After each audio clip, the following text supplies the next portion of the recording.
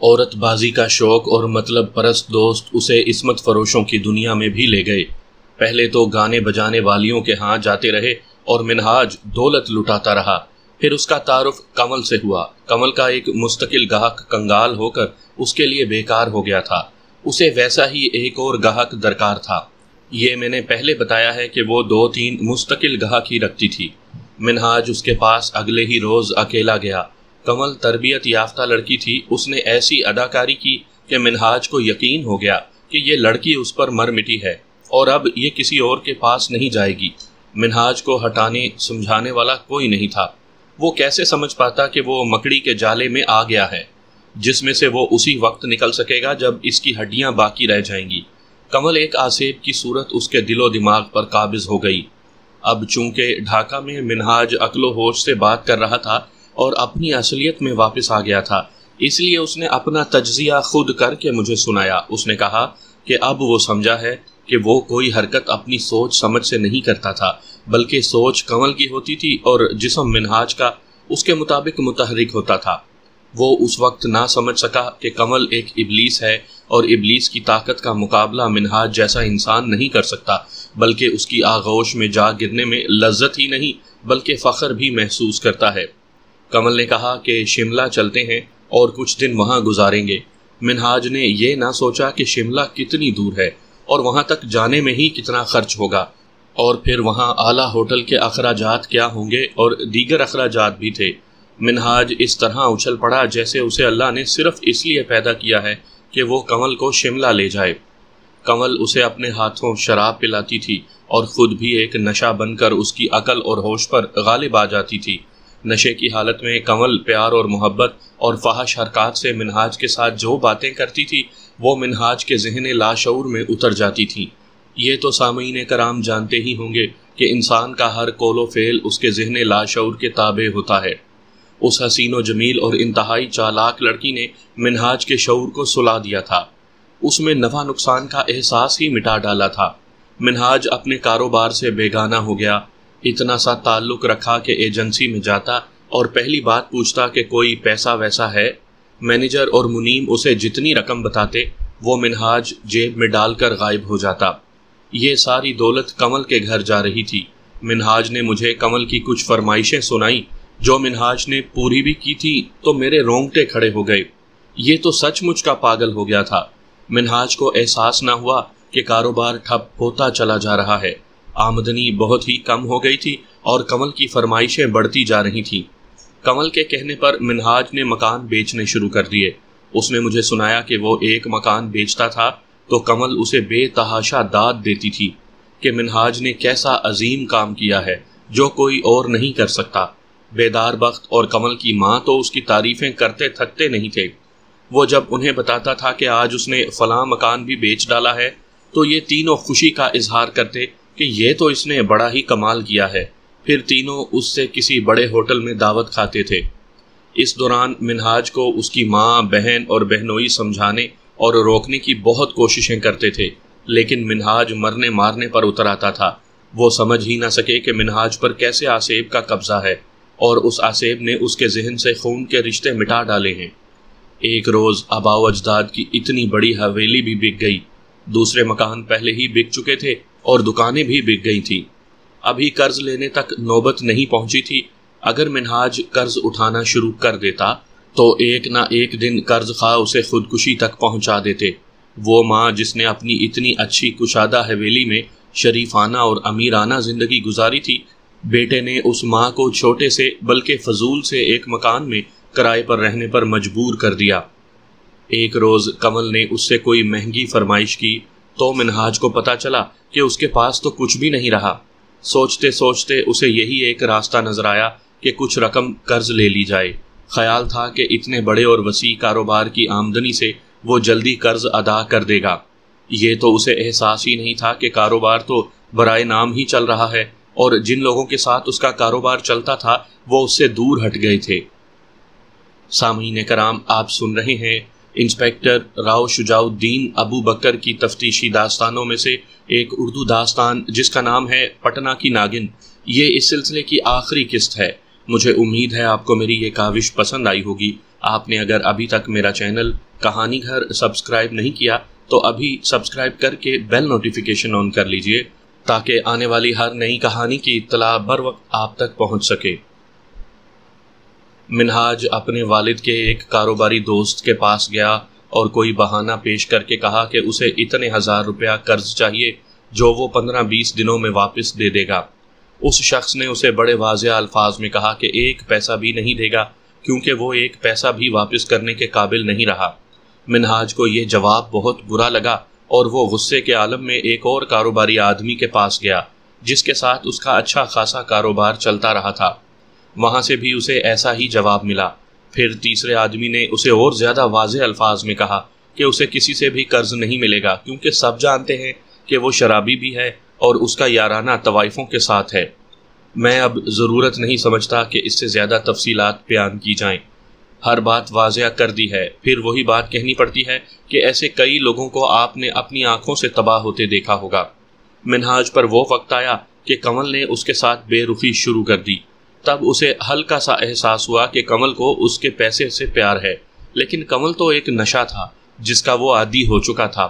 نشہ مفت تو نہیں ملا کرتا۔ اب میں اس داستان کو اس مقام پر لے آتا ہوں جہاں کنول کی ماں نے منہاج کو دروازے سے ہی ٹال کر واپس بھیجنا شروع کر دیا۔ منہاج نے مجھے سچی بات یوں سنائی کہ کنول نے اس کے ساتھ بے رخی تو شروع کر ہی دی تھی لیکن وہ اسے اپنی ماں کی طرح دھتکارتی نہیں تھی۔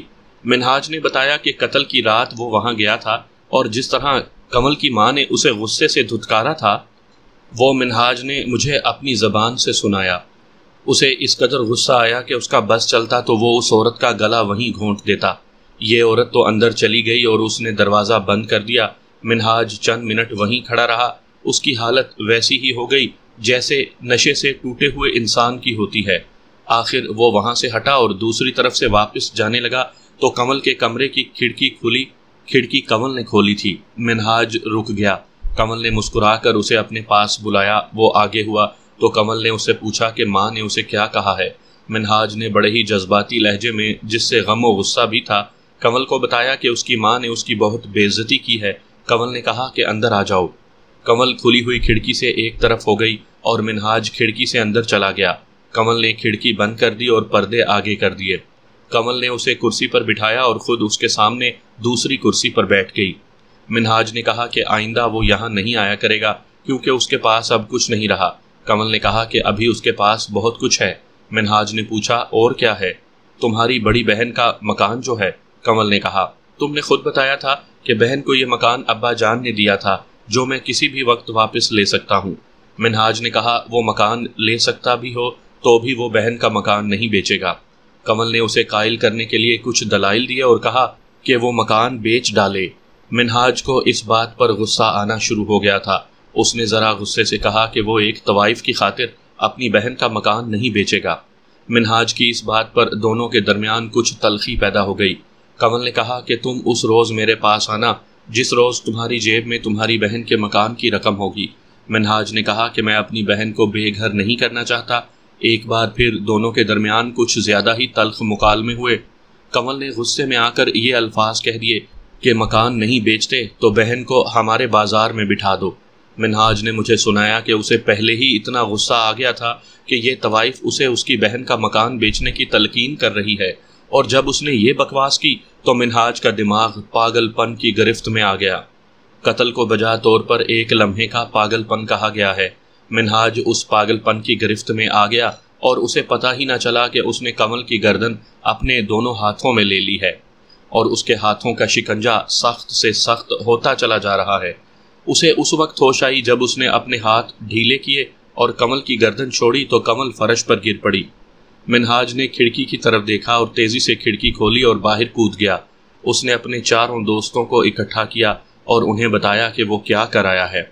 یہ سب منیم کے گھر اکٹھے ہوئے تھے۔ منہاج کے پاس چند روپے موجود تھے، وہ اس نے منیم کو دے دیے، اور سب نے فیصلہ کیا کہ کنول اگر مر گئی اور پولیس کو منہاج پر شک ہوا تو سب یہ بیان دیں گے کہ منہاج تو ان کے ساتھ 7 بجے سے بیٹھا تاش کھیل رہا تھا اور 12 بجے تک یہیں رہا۔ ان دوستوں نے منہاج کو بہت کھایا تھا اور اب بھی وہ دیکھتے تھے کہ آج منہاج کے پاس پیسے ہیں تو اس سے کھاتے تھے، انہوں نے دوستی کا حق ادا کر دیا اور مجھے وہی بیان دیا جو انہوں نے آپس میں طے کیا تھا۔ میں نے اس خوشبو کی بات کی جو منہاج کے کرتے سے اٹھ رہی تھی، اور یہ خوشبو دراصل اس سینٹ یا عطر کی تھی جو کمل نے اپنے بالوں کو لگایا تھا۔ منہاج نے بتایا کہ اس نے سامنے سے کمل کی گردن نہیں پکڑی تھی، بلکہ یوں ہوا کہ وہ جب غصے سے پھونکارتا اٹھا تو کمل بھی اٹھ کھڑی ہوئی، اور شاید وہ اندر یعنی دوسرے کمرے میں بھاگ جانا چاہتی تھی۔ جو ہی کمل نے اندر کا رخ کیا اور پیٹھ منہاج کی طرف کی تو منہاج نے اسے پیچھے سے اپنے بازوؤں میں جکڑ لیا۔ یہاں مجھے ایک اور سوال کا جواب مل گیا کہ منہاج کے کرتے کی دائیں آستین پر رگڑ کا نشان کیسا تھا۔ منہاج نے خود ہی بتایا کہ اس نے جب پیچھے سے کمل کو اپنے بازوؤں میں لیا تو غالباً اس وقت یہ بازو کمل کے منہ سے رگڑا گیا اور اس کی لپسٹک کا نشان آستین پر آ گیا۔ اسی پوزیشن میں منہاج نے کمل کی گردن دبوچی اور پوزیشن یہ ہو گئی کہ کمل کی پیٹھ منہاج کے سینے کے ساتھ لگ گئی تھی۔ کمل کے بال کھلے ہوئے تھے اور اس طرح بال منہاج کے سینے پر رگڑے جاتے رہے۔ کمل کی جب سانس رکنے لگی تو اس نے زور زور سے سر مارا تو اس طرح سر بھی منہاج کے سینے کے ساتھ رگڑا جاتا رہا۔ یوں کمل کی آخری خوشبو منہاج کے کرتے پر آ گئی۔ یہ تھی منہاج کے جرم کی داستان، جس سے مجھے پتا چلا کہ میں نے جو شہادت اکٹھی کی تھی وہ 100% صحیح تھی۔ بہرحال مجھے دلی اطمینان ہوا کہ منہاج قتل کے جرم کی سزا سے صاف بچ گیا تھا، لیکن یہ میرا خیال تھا، میرا وہم تھا۔ سزا انسان نہیں دیا کرتے، سزا اور جزا دینے والا اللہ ہے۔ اس کے چند دنوں بعد میں کہیں جا رہا تھا۔ منہاج مجھے جس طرح مل گیا تھا اسی طرح بیدار بخت بھی مل گیا۔ بالکل منہاج کی طرح وہ بھی بڑے ہی تپاک سے ملا، جیسے مدتوں سے بچھڑے ہوئے دوست ملا کرتے ہیں۔ یہ کوئی عجیب اتفاق نہیں تھا کہ ڈھاکہ میں مجھے منہاج بھی مل گیا اور بیدار بخت بھی۔ وہ لوگ جو ہجرت کر کے مشرقی پاکستان گئے تھے یا مشرقی پنجاب سے مغربی پاکستان میں آئے تھے، وہ سب اکٹھے تو نہیں آئے تھے، بلکہ کنبہ کنبہ یا قافلہ قافلہ کر کے آئے تھے۔ پھر یوں ہوتا رہا کہ بچھڑے ہوئے رشتہ دار یا دوست کہیں نہ کہیں ایک دوسرے کے سامنے آ گئے۔ اسی طرح بیدار بخت بھی میرے سامنے آ گیا۔ اسے ڈھاکہ میں جو مکان ملا تھا وہ قریب ہی تھا، وہ مجھے وہاں لے گیا۔ مجھے ایسے آدمی کے ساتھ بے تکلفی نہیں رکھنی چاہیے تھی، لیکن پولیس کو اس قماش کے لوگوں کے ساتھ دوستی رکھنی پڑتی ہے، کیونکہ یہ تفتیش میں بہت مددگار ثابت ہوتے ہیں اور مخبری کا کام خوش اسلوبی سے کر لیتے ہیں۔ میں اس خیال سے اس کے ساتھ چلا گیا۔ اس نے میری خاطر تواضع کی اور سنایا کہ وہ پٹنہ سے کب اور کس طرح نکلا تھا۔ وہاں کے حالات ایسے بگڑے کہ وہ مشرقی پاکستان آ گیا۔ وہ کوئی اور کاروبار جانتا ہی نہیں تھا، نہ کسی اور ذریعہ معاش سے واقف تھا۔ کمل کی ماں پٹنہ میں ہی رہ گئی تھی۔ بیدار بخت نے مجھے صاف الفاظ میں تو نہ بتایا کہ وہ یہاں کیا کام کرتا ہے۔ اس کی ادھوری باتوں سے اور اس کے اشاروں سے میں جان گیا کہ اس کا پیشہ جرائم ہے۔ جوا کھیلنا اور کھلانا تو وہ خوب جانتا تھا۔ اس نے کہا کہ وہ اپنے کاروبار میں ہی جائے گا، لیکن ابھی 1-2 لڑکیاں خریدنے کے لیے پیسے کم پڑ رہے ہیں۔ میں نے اسے بتایا کہ میں کون سے تھانے میں ہوں اور وہ کبھی میرے پاس آ جایا کرے۔ بات کمل کے قتل کی چلی تو اس نے پوچھا کہ میری نگاہ میں قاتل کون تھا۔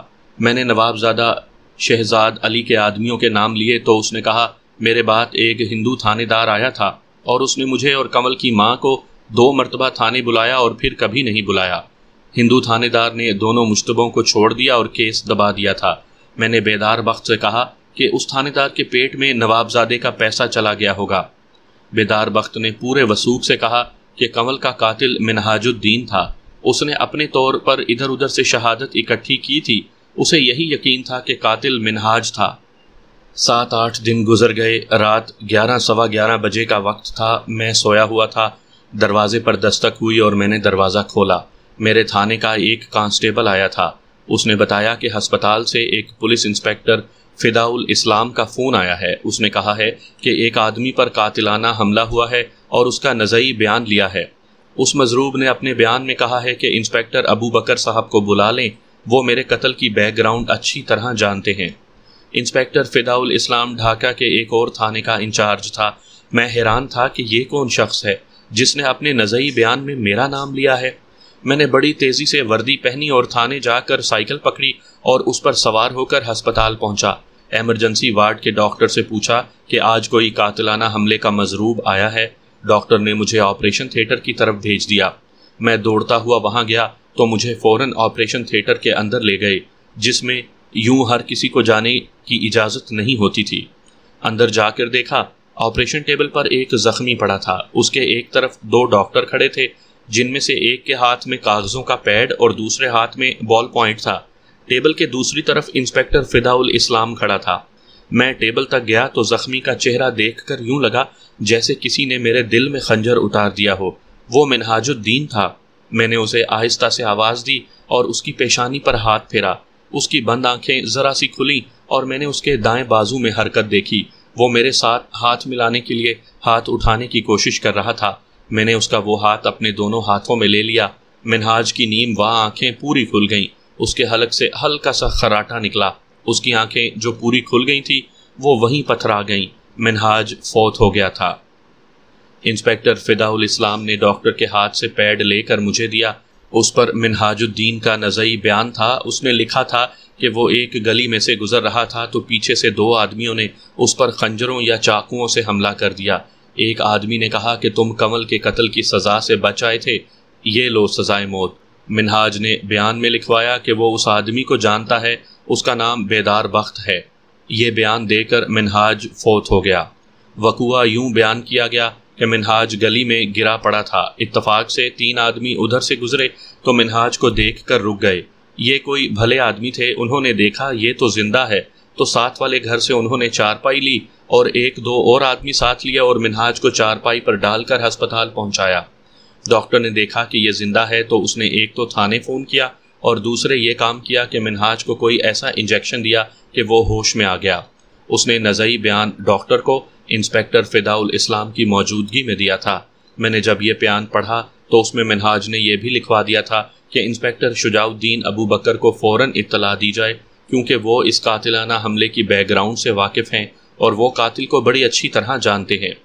کیا اچھا اتفاق تھا کہ بیدار بخت مجھے ملا تھا اور اپنے گھر میں لے گیا تھا۔ میں نے فداء الاسلام سے کہا کہ 1 منٹ دیر نہ کرو اور فوراً میرے ساتھ چلو۔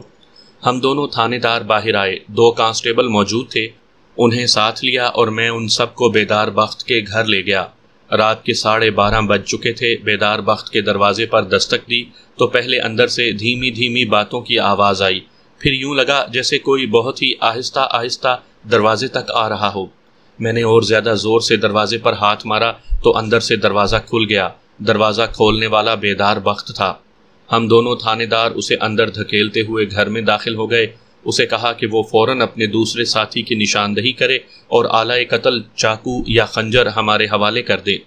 بیدار بخت نے ہمیں ٹالنے کی کوشش کی۔ میں نے اس کے منہ پر گھونسا مارا اور فداء الاسلام نے اس کے پیٹ پر لات ماری۔ وہ درد سے دوہرا ہو گیا۔